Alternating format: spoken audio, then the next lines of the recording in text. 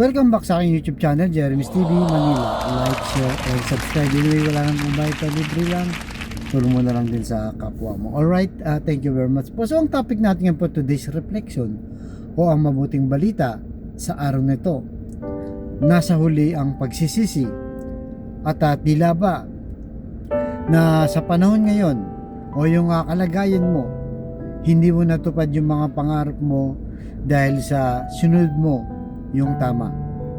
So marami po kasi sa atin na iniisip paano kaya kung halimbawa estudyante ka, hindi ka pa natapos sa pag-aaral mo, bigla ka nag-asawa. Kung lalaki ka, nakabuntis ka, tapos yung mga pangarap mo hindi man natupad, hindi natupad dahil nga sa maagang pag-aasawa mo. Subalit kailangan bang pagsisihan yan? Pwede naman siguro, pero hindi naman porket nagsisi ka ay masama na, So maraming bagay po na minsan ang pagsisisi hindi po nagiging masama. Sabi sa mga ngaral, chapter 12 verse 13, ngayon nabasa mo na ang lahat ng ito.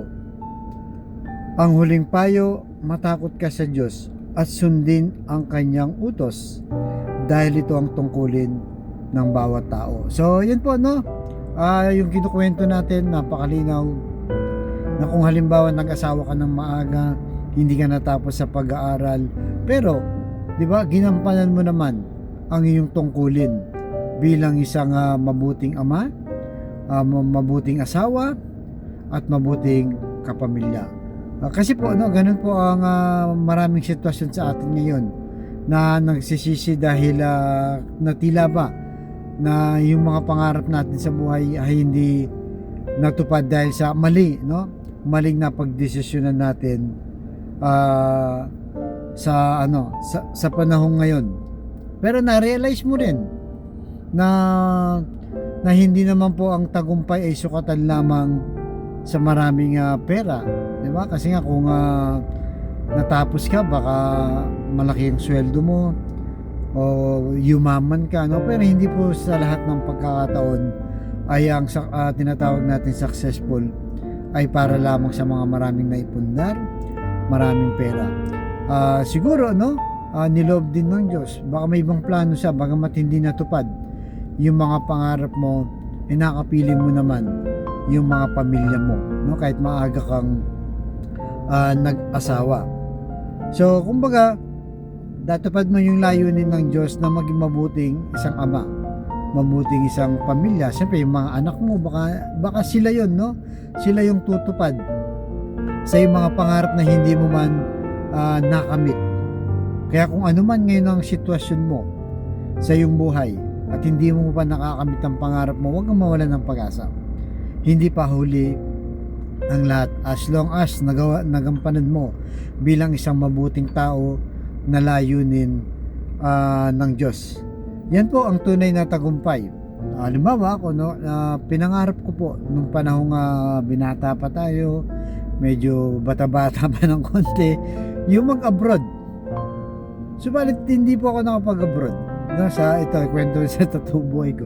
Hindi ako nakapag-abroad, nakapag-asawa din po ako.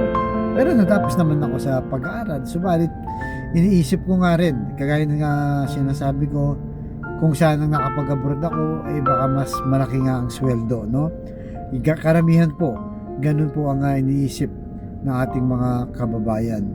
Pero, sa kabilang banda, naisip ko rin, na nakasama ko naman din yung pamilya ko, yung mga anak ko, habang lumalaki sila, nasusubaybayan ko, hinahatid ko sila sa school, sinusundo ko sila, pinagluluto ko sila ng pagkain nila. Kumbaga hanggang sa panahon na ngayon, mula yung sanggol pa lang sila, bata, teenager, hanggang ngayon na malalaki na po, mga high school student na may college na rin po tayo, ay hindi naman po nasayang yung desisyon ko na kahit hindi po ako nakapag-abroad, pinagpala pa rin ako dahil maayos naman ang pamilya ko.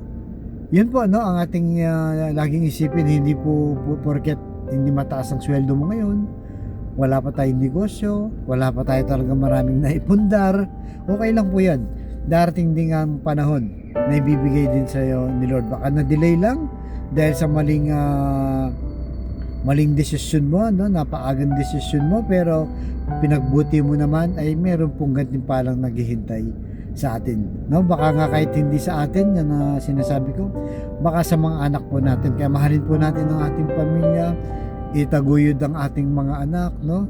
Na kahit na anong mangyari ay papag-aralin po natin hanggang sa matapos sila, para may paghanda natin sila sa kanilang tatahaking landas na hindi magaya sa atin, no? Na yung mga pangarap natin ay hindi natupad, baka sa kanila po matutupad. Importante naging maayos tayo, nga mabuti tayong tao, no? Sumunod sa utos ng Diyos, bagamat marami pong guilty sa ating lahat, no? Guilty tayo dyan na minsan nagiging pasaway po tayo kay Lord, pero importante ay sinisikap natin maging mabuting tao, at majority po ng ginagawa natin ay mabuti. Kaya sa mga kapatid natin ngayon na nanonood sa aking vlog, na may problema sa pamilya, financial at kalusugan, sabayin mo ako sa napakasimpleng dasal na kung ikay maniwala at magtiwala sa ating Panginoong Yesus, ay tsak yung pagkakalob sa iyo sa tamang panahon. So tayo po manalangin. Lord, bless niyo po mga kapatid naming may matinding karamdaman. Ipuin niyo po ng iyong mapagpagaling na kamay. Haplusin niyo po, tanggalin ang kanilang karamdaman. Alam naman po namin na walang imposible sa iyo kung iyong loloobin. At ganoon din po sa mga pamilyang nagsisisihan dahil sa mga maling napagdesisyonan po, at sa kanilang pag-away-away at mga nagtataasang pride. Ipuin niyo po ng kanilang puso na maging mapagkumbaba, mapagpatawad at mapagmahal sa bawat miyembro ng pamilya. At ganun din po sa financial na kailangan namin, Lord, na lalo na po ay mga kapatid namin walang-wala talaga, na ultimong pambili ng 1 kilo lang ng bigas, pinoproblema pa kung paano nila iraraos ang kanilang pamilya. I-bless niyo po ang aming hanap buhay para sa aming mga pamilya. Patawarin niyo po kami sa aming mga kainahan at kasalanan. Sa lahat na itiniling namin sa matamis na pangalan natin, Panginoon Jesus. Amen and amen. To God all be the glory. Sa ngalan ng Ama, ng Anak, ng Jesus, Espiritu Santo. Amen. Thank you very much po, and God first.